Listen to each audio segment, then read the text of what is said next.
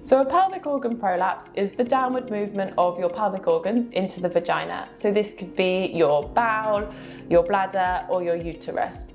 It's very common and it's not something you should be embarrassed about or worried about. It's not life-threatening and it's definitely treatable.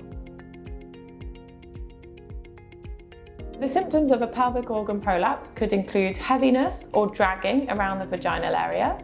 They could include a physical bulge, so you may feel something if you're touching that area. They may also influence your bladder or your bowel, so you may get some bladder symptoms or bowel symptoms as well. You can still have sex if you have a pelvic organ prolapse. You may find that certain positions are more comfortable. So for instance, if you're underneath, then gravity isn't influencing the pelvic organ prolapse and you might find that more comfortable, but there's no reason why you have to stop having sex if you feel you have a pelvic organ prolapse. A pelvic organ prolapse isn't always painful. Some people just experience the heaviness or the dragging, and others may experience pain. If you're experiencing pain, it's nothing to worry about. It doesn't mean that anything is necessarily damaged when you're doing those activities, but it's just important to be mindful of this and maybe look for further help and support. A pelvic organ prolapse is definitely treatable, and the first line of treatment for a pelvic organ prolapse is physiotherapy. If you have a pelvic organ prolapse, it doesn't mean you'll need surgery, and often the size of the pelvic organ prolapse doesn't relate to whether or not you do need surgery. In order to help with the pelvic organ prolapse, there are some simple tips that I would advise you following. For instance, aiming to avoid constipation and straining, because that puts extra downward pressure on the pelvic organs and onto the pelvic floor. Other things, if you're overweight, looking to reduce your weight can make a difference, as well as maintaining hydration and making sure, again, that you're taking a good amount of fluids in, so around 1.5 to 2 litres, as that can really positively reduce symptoms of constipation. A prolapse often does feel worse at the end of the day. As the day goes on, your pelvic floor muscle does start to tire, which means the symptoms might become more apparent.